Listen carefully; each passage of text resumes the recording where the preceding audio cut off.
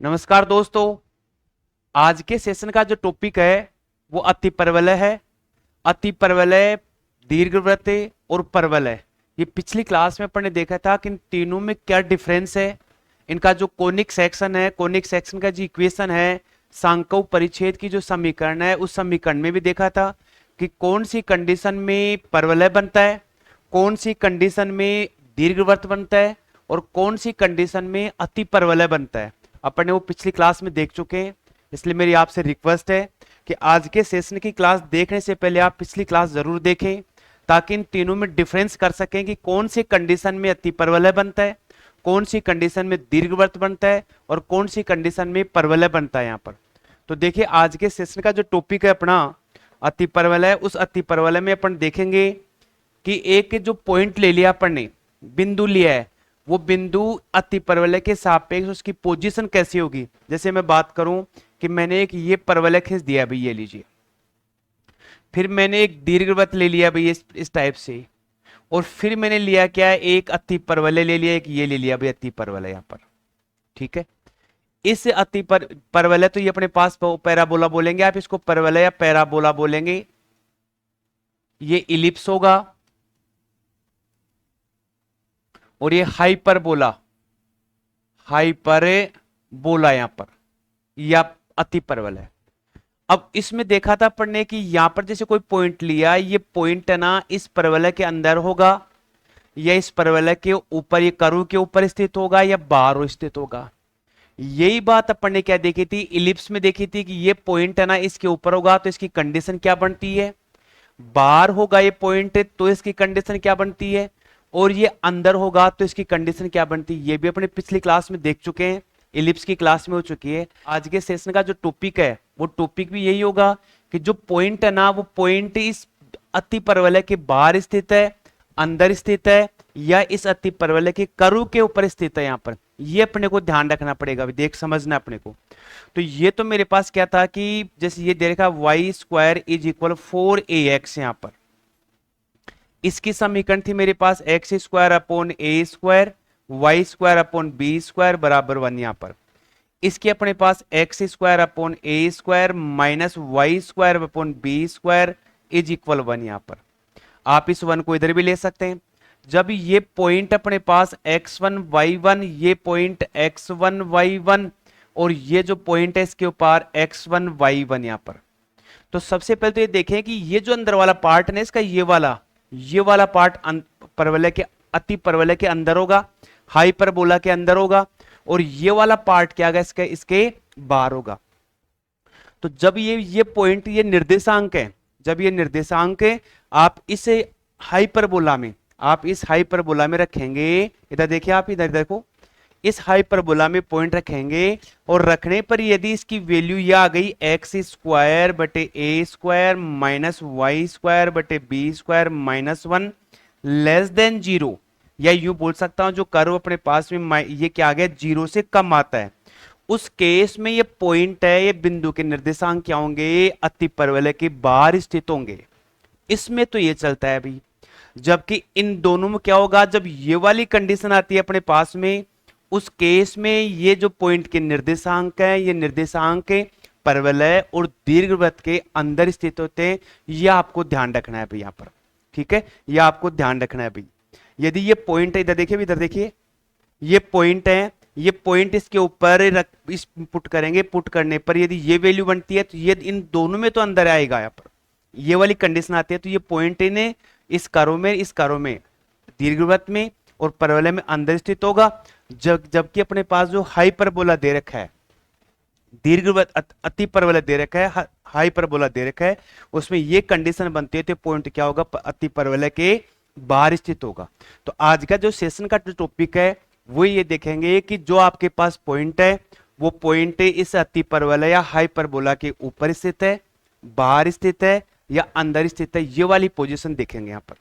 तो देखिए, देखते क्या, बिंदु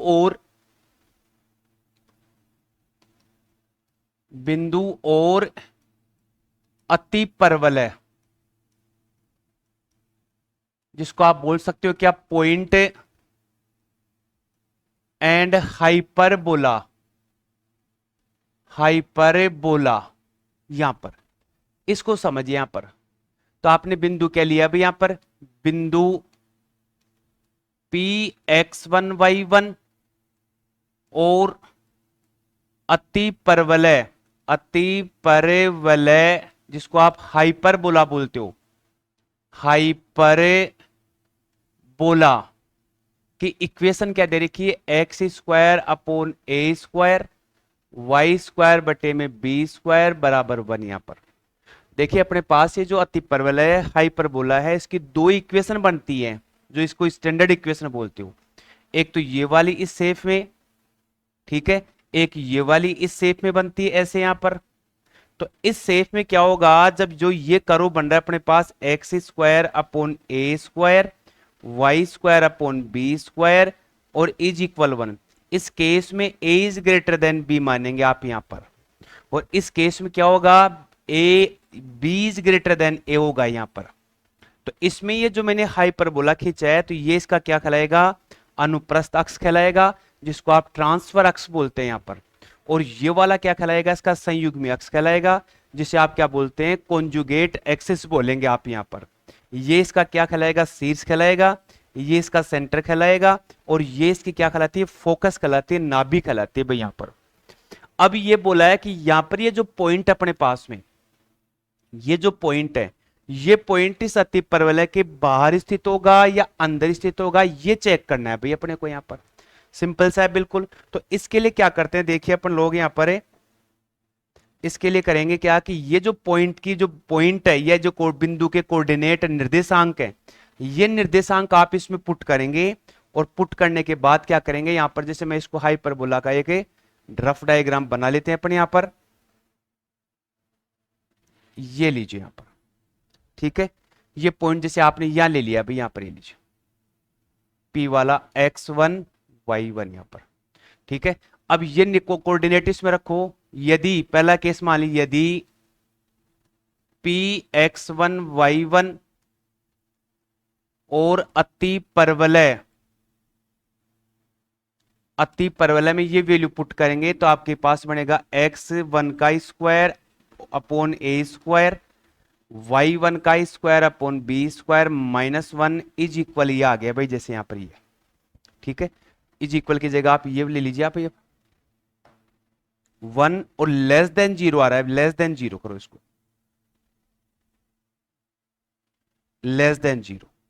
ये वैल्यू आप इस इक्वेशन में पुट किया आपने, और पुट करने के बाद में ये कंडीशन बन गई, या यूं लिख सकते हैं क्या कि S1 0 से कम है, S1 0 से कम है, तो उस केस में ये जो पॉइंट लिया आपने, बिंदु P के कोऑर्डिनेट ले रखे हैं x1 y1, ये कोऑर्डिनेट क्या होंगे, निर्देशांक होंगे इस अति परवलय के बाहर की तरफ स्थित होंगे भाई यहां पर। तो ये जो अंदर वाला एरिया है ना, ये वाला एरिया, ये तो कहलाता है अति परवलय के अंदर वाला पार्ट कहलाता है, और ये जो पार्ट कहलाएगा अपने पास, ये अति परवलय का बाहर का पार्ट कहलाएगा, बाहर स्थित होगा।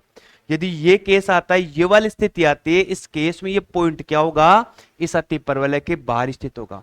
फॉर एग्जाम्पल देखिए, जैसे आपने एक अति परवलय ले लिया x² / 9², y² / 4 इज इक्वल 1 ले लिया, या आप इसको ऐसे कर सकते हैं x² / 9 y² / 4 -1 इज इक्वल 0। यहां जो आपने कोऑर्डिनेट लिए, निर्देशांक लिए, वो निर्देशांक इसमें रख दिया आपने, और रखने के बाद में यदि इसकी वैल्यू 0 से कम आती है, यदि इसकी वैल्यू 0 से कम आती है, इधर देखना, वैल्यू 0 से कम आती है, उस केस में ये पॉइंट है ना, क्या होगा, अति परवलय के बाहर की तरफ स्थित होगा। तो यहां क्या लिखेंगे, ये केस बन गया ऐसा यहां पर, तो आप इसमें लिखेंगे अतः बिंदु P अति परवलय के बाहर स्थित होगा, बाहर स्थित होगा। दूसरा देखिए इसका क्या होगा, इसका दूसरे में यदि आप लिखेंगे इसमें, यदि बिंदु P x1 y1 और अति परवलय x² बटे a² y² बटे b² -1 इज इक्वल 0 हो, तो यहां पर ये पॉइंट के निर्देशांक इसमें लिखें तो x1 का स्क्वायर a स्क्वायर, y1 का square b square -1 is equal 0 अपने पास आए। यहां पर आप इसको लिख सकते हैं s1 इज इक्वल 0। उस केस में जो आपका हाइपरबोला होगा, जो इसका कर्व बनेगा, उस कर्व के ऊपर ये पॉइंट आप इधर ले लीजिए चाहे इधर ले लीजिए, इसके ऊपर स्थित होगा ये वाला पॉइंट। यहां पर ये वाला पॉइंट है इसके ऊपर स्थित होगा। क्लियर हो गया? जब ये वाला केस बनता है तो ये पॉइंट क्या होगा, इस अति परवलय के ऊपर स्थित होगा। आपको ये ध्यान रखना है भाई। यहां पर ऐसा ही अपन ने क्या किया है, दीर्घवृत्त में किया है। ऐसा ही अपन ने क्या किया है, परवलय जिसको आप बोलते हैं पैराबोला, इसमें भी ऐसा ही किया है यहां पर। ठीक है, तो इसमें क्या कर सकते हैं आप, यहां पर कोई भी जो वक्र देगा ना, कर्व देगा किसका, हाइपरबोला का, तो पॉइंट के निर्देशांक इसमें पुट कर दो और पुट करने पर ये कंडीशन बनती है तो मैं बोलूंगा कि जो पॉइंट है ना, ये पॉइंट इस अति परवलय के कर्व के ऊपर स्थित होगा, कर्व के ऊपर या इसके ऊपर स्थित होगा। यहां पर तीसरा केस देखिए इसका। तीसरा केस क्या है, यदि P जो निर्देशांक है x1 y1 वह अति परवलय एक्स स्क्वायर, अब लिख दें आप एक्स स्क्वायर, x1 का स्क्वायर a स्क्वायर, y1 का square b square -1 greater than 0 आता है। तीसरे वाला केस, एक तो लेस देन हो गया, इक्वल हो गया, ग्रेटर देन 0 आता है। तो इस केस में यानी इसमें लिखेंगे क्या, लिखेंगे बिंदु P अति परवलय पर स्थित होगा, अति परवलय पर स्थित होगा। इसमें क्या लिखेंगे, तो आप लिख सकते हैं S1 ग्रेटर देन 0। इस केस में लिखेंगे बिंदु P अति परवलय के अंदर स्थित होगा भी। यहां पर ये तीनों की स्थितियां अपन यहां पर पढ़ चुके हैं भाई। यहां पर ठीक है, तीनों स्थिति देख चुके, कौन कौन सी, बार वाली में S1 less than 0 on curve के ऊपर होगा तो ये बनेगा S1 ग्रेटर देन 0, तो ये बाहर होगा, ये अंदर होगा, ये बाहर होगा, ये इस कर्व के ऊपर होगा भाई। यहां पर क्लियर हो गया? तो ये तो हो गए किसी बिंदु और अति परवलय के सापेक्ष इसकी स्थिति हो गई। अब लेते हैं अपन, क्या लेते हैं, इसकी लाइन लेते हैं, सरल रेखा लेते हैं। लाइन जैसे क्या लिखा है, सरल रेखा और अति परवलय, सरल रेखा व अति परवलय, जिसको आप लाइन एंड हाइपरबोला बोल सकते हो, हाइपरबोला बोल सकते हो। इसके बारे में देखते हैं भाई। यहां पर जैसे मैंने एक कर्व ले लिया भाई, यहां पर ये लीजिए हाइपरबोला का, ये लीजिए हाइपरबोला का मैंने एक कर्व ले लिया है भाई यहां पर। ठीक है, अब बात करें कि एक जो लाइन खींची है, जैसे मान लीजिए ये इधर से इसको इंटरसेक्ट करती हुई जा रही है, हो सकता है वो लाइन इसको टच करती हुई जा रही हो ऐसे यहां पर ये, और हो सकता है ये लाइन इसके बाहर से गुजर रही हो ऐसे यहां पर। तो इस केस में इसकी कंडीशन क्या बनेगी, ये अपने को देखना है यहां पर। यदि ये लाइन इसको स्पर्श करती है, टच कर रही है, तो ये जो रेखा है ना, इस रेखा को आप बोलेंगे स्पर्श रेखा या टेंजेंट बोलते हैं भी। और यदि इसको दो अलग अलग पॉइंटों पे इंटरसेक्ट करती है, दो अलग अलग पॉइंटों पर इंटरसेक्ट करती है, तो इस केस में इसको छेदन रेखा या सीकेंट बोलते हैं, सीकेंट बोलते हैं। और इस केस में ये जो लाइन है ना, न तो छेदन रेखा होगी और न अपने पास क्या होगा, सीकेंट होगी भी अपने पास यहां पर। तो अब ये वाली पोजीशन देखेंगे कि लाइन की पोजीशन हाइपरबोला के सापेक्ष कैसी कैसी बन सकती है, वो वाला देखते हैं भाई। यहां पर देखिए, तो आगे देखते हैं, देखो लाइन एंड हाइपरबोला, हाइपरबोला इसको देखिए। तो सरल रेखा क्या दे रखी है भी अपने पास है,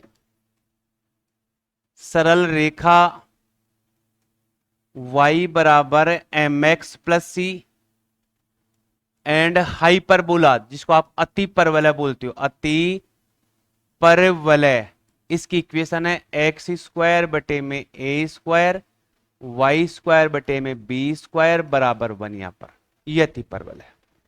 अब मैं बात करूं इसकी कि यहां पर ये जो y की वैल्यू है ना, ये y की वैल्यू इसमें पुट कर दो यहां पर, तो क्या बन जाएगा एक्स स्क्वायर बटे में A square minus M x plus C का whole square upon A square B square है भी ये बी स्क्वायर और बराबर 1 यहां पर।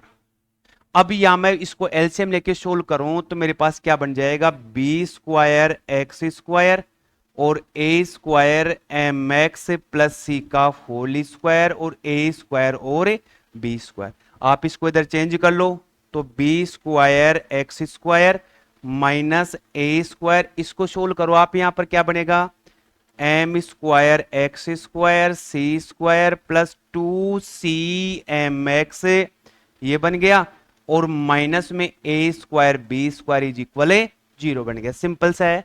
देखिए ये जो अपने पास y इज इक्वल y की जो रेखा दे रखी है y is equal M x plus C दे रखा है, ये इसमें पुट करेंगे और पुट करने पर से कंडीशन बनाएंगे भाई। यहाँ पर ये देखिए आपको एज ए एग्जाम में पूछता नहीं है ऐसा, ये आपको बनी कैसे कंडीशन ये समझनी है।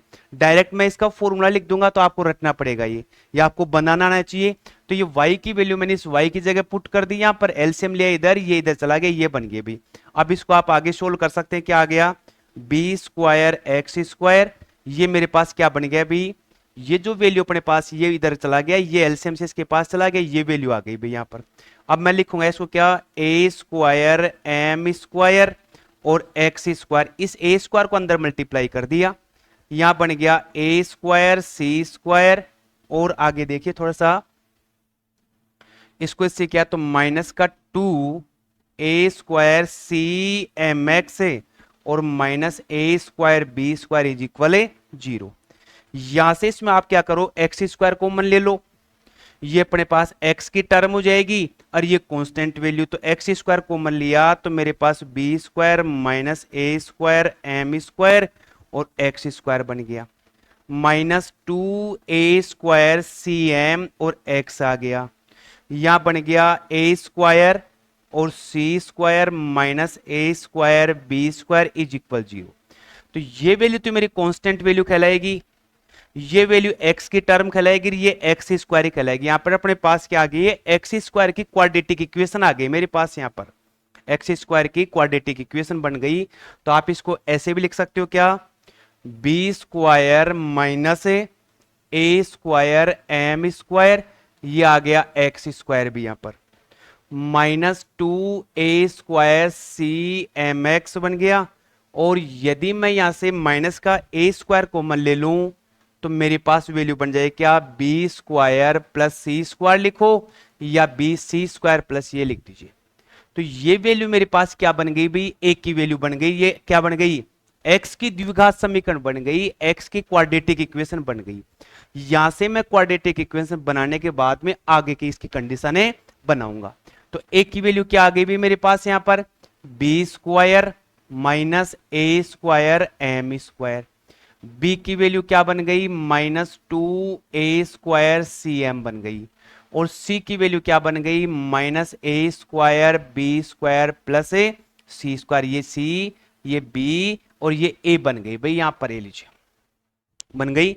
यहां से मैं क्या करूंगा इसकी पहली कंडीशन जो डी वाली बी स्क्वायर माइनस 4x वाली इसमें पुट करता हूं भाई यहां पर। नेक्स्ट पेज पे ले लीजिए आप क्या D is equal b square minus 4ac, यहां पर इस बी की ए की वैल्यू क्या है अपने पास में ए स्क्वायर माइनस क्या दे रखा है देखना भाई एक बार इसको, ए बी स्क्वायर है भाई यहां पर बी स्क्वायर माइनस ए स्क्वायर एम स्क्वायर, यहां पर इसको लिख दो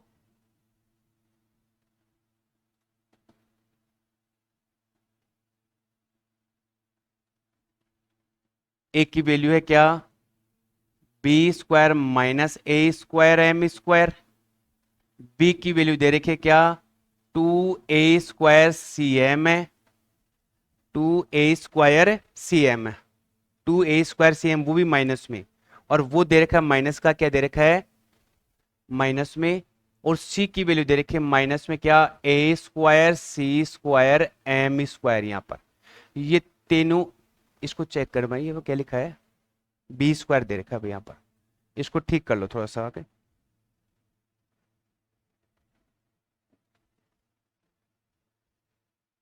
ये लीजिए भाई, आगे तीनों की वैल्यू, ये तीनों की वैल्यू इसमें पुट करूंगा भाई, तो बी की जगह तो ये लिखेंगे तो क्या बन जाएगा भाई यहाँ पर, 4a और सी स्क्वायर एम स्क्वायर, और फिर यहां पर 4a की वैल्यू क्या दे रखी है, बी स्क्वायर माइनस ए स्क्वायर एम स्क्वायर, सी की वैल्यू ये दे रखी है, ये माइनस इसका प्लस बन जाएगा, और यहां आप क्या लिख देंगे, ए स्क्वायर और बी स्क्वायर प्लस सी स्क्वायर, ये आ गया अपने पास।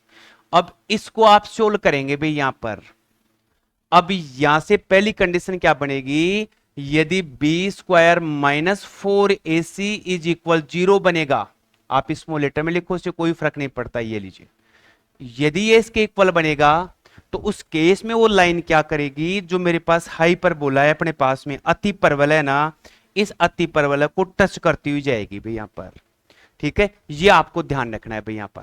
क्लियर हो गया। अब मैं इसको सोल्व करूंगा यहां पर, तो लिखेंगे, इसको सोल्व करिए तो क्या बन गया मेरे पास, 4a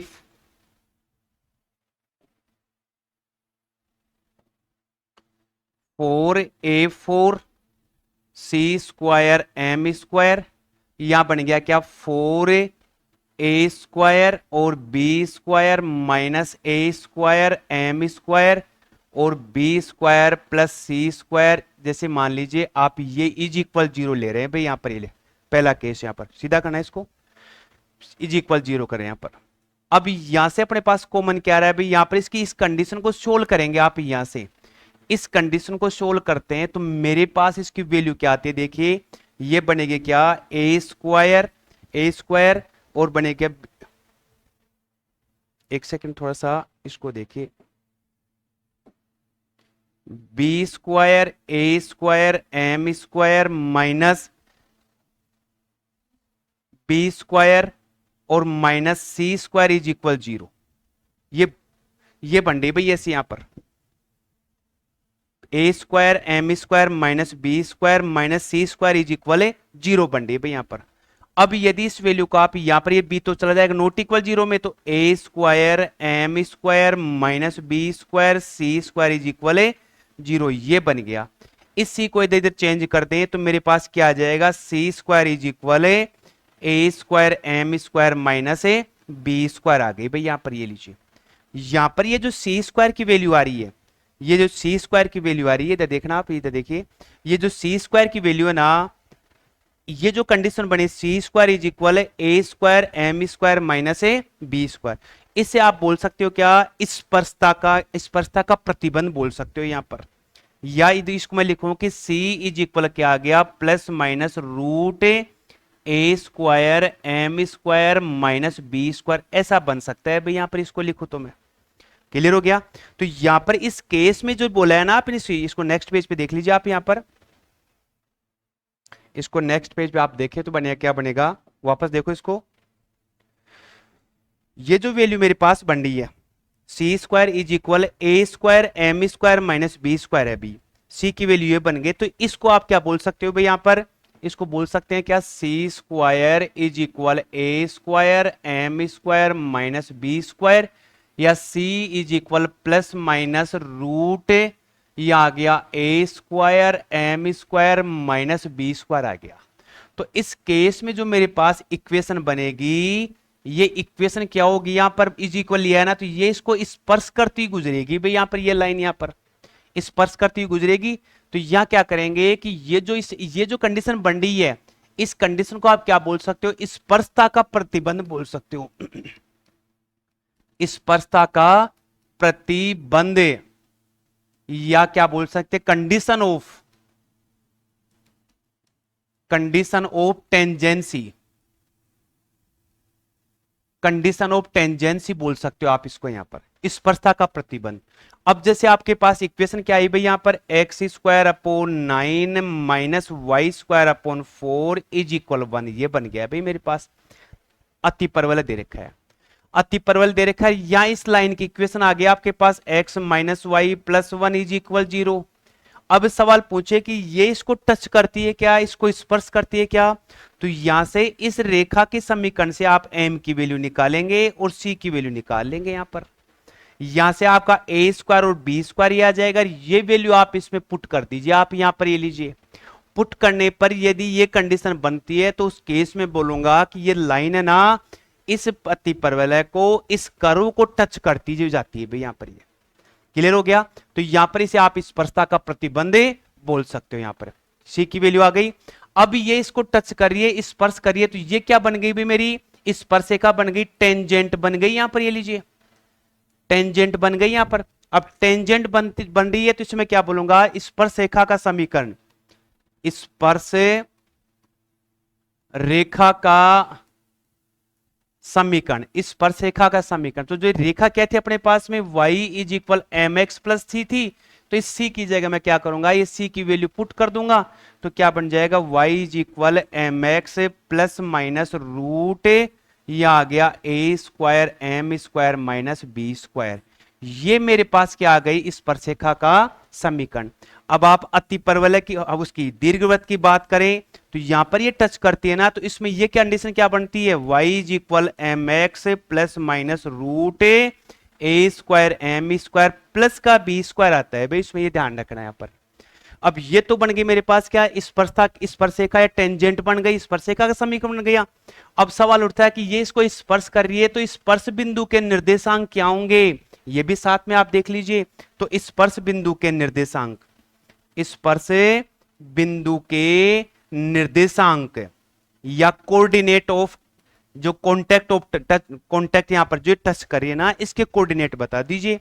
तो minus plus A square M और नीचे रूट में A square M square minus B square और प्लस माइनस ए स्क्वायर रूट ए square M square minus B square, ये बनते हैं भाई इसका। यहां पर दोबारा समझिए, सिंपल सा है बिल्कुल, कुछ नहीं है। यदि आप एलिप्स में देखते हैं तो यहां प्लस का साइन आ जाएगा इसमें, यहां पर ये लीजिए, यहां प्लस का साइन बन जाएगा इसका।